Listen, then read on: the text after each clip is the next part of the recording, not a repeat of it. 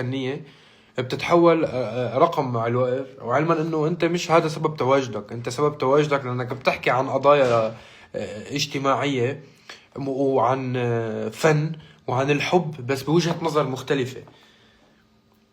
يعني في اللي بيقول لك اشتقت لك واشتقت لي، او يا حبيبي، وفي اللي بيقول يا اعظم انتصاراتي. فهي الفن وجهات نظر بكيف بتطرح الرؤية او بتطرح الجملة.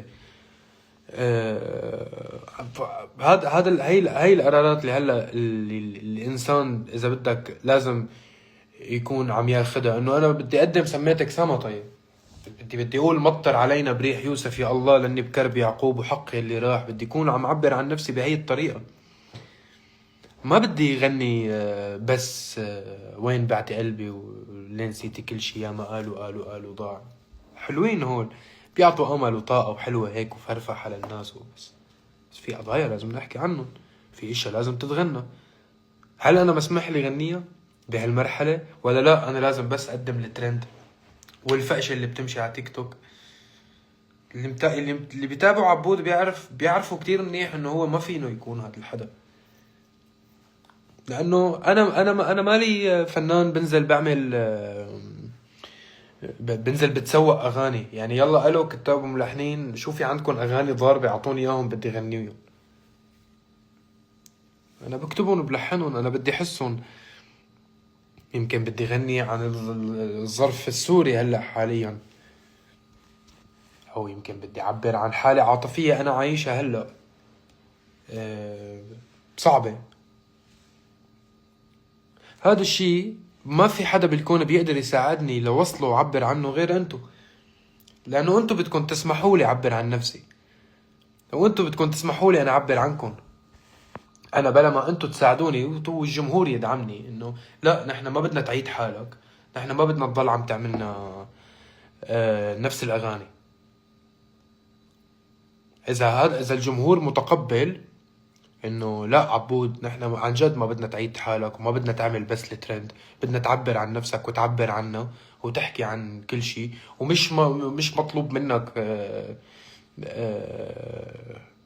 تضلك عم بتجيب بس الترند وال 200 300 مليون. علما لربما تخلق معك فكرة غنية اجتماعية تكون مليارية يعني، لانه ما في حدود للرقم يعني بيحب للفنان. بس انا عم بحكي عموما. هو لما بتحكي قضايا خصوصية صعب كتير توصل لعامة الناس، لانه مش كل الناس يعني كل الناس تحس بالحب.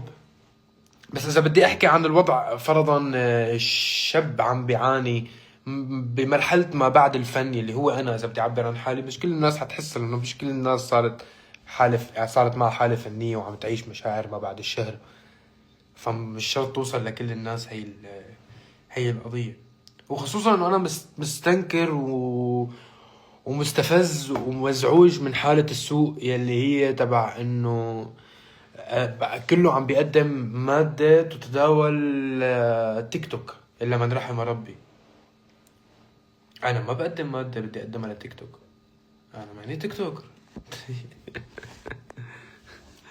انا بدي اقدم غنية يستشعروها الناس.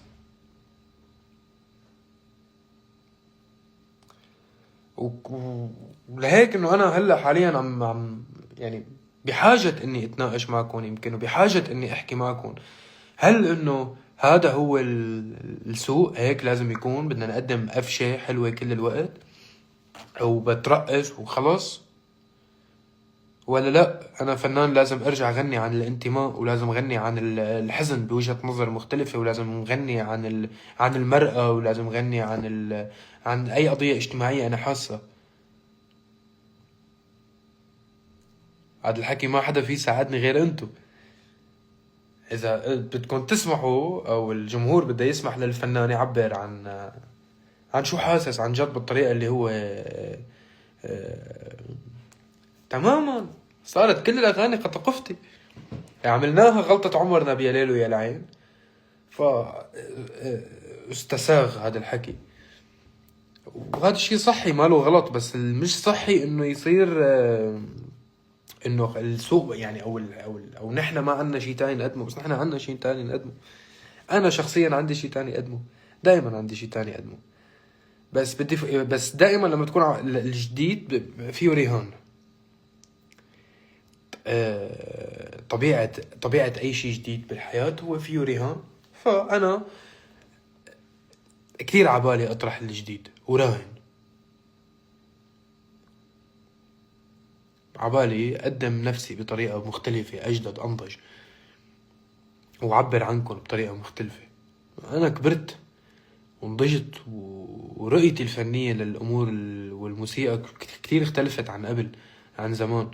عن جد عبالي أحكي عن الأمور بوجهة نظر تعلمت كتير بحياتي بعد هالأعمال اللي قدمتهم. كان دكتور صلى سنة، وملكة جمال الكون صلى كم شهر، كتر خير الله. عم نحكي عن 230 مليون، هلأ عم نحكي عن شي مليار و300 مليون بظرف سنة تقريبا. يعني كتر خير الله، هذا الشيء كتير مهم. بس بحاجة نحن ننتقل لمرحلة فنية جديدة، وأنا بحاجة إذا بدكم الجمهور يعطيني الضوء الأخضر إنه إيه عبود، نحن عن جد السوق ممل وما بقى بدنا هذا الشيء يتكرر، وبدنا تعطينا الشيء الجديد. لأنه أنا فعلا عبالي غنيتي تعيش، أنا عبالي أعمل غنية تعيش يسمعوها الناس جيل عن جيل، والجمهور بده يدعم هذا الحكي. أنا ما فيني أعمله لحالي، أنتوا بدكم تدعموني بهذا الحكي. بعيوني لمعت حزن على فكرة.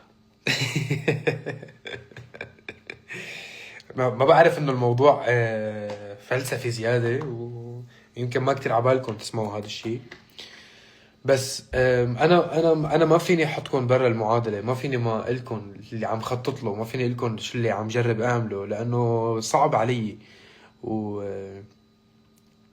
وانا خلقت شيء جديد وتقلد، ومضطر دائما نخلق شيء جديد وينجح ويتقلد او ما يتقلد، بغض النظر عن فكره يتقلد او لا. اهم شيء فكره انه دائما يطرح شيء جديد، واللي يطرح شيء جديد دائما في ناس ايه او لا، ما في اجماع.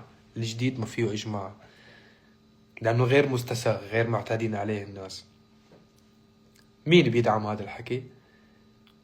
هذا الحكي بيدعمه جمهور مثلكم، اللي ايه عبود نحن معك، بدنا عن جد شي جديد، بدنا تحكي قصص ما حدا بيطرحها بوجهة نظرك.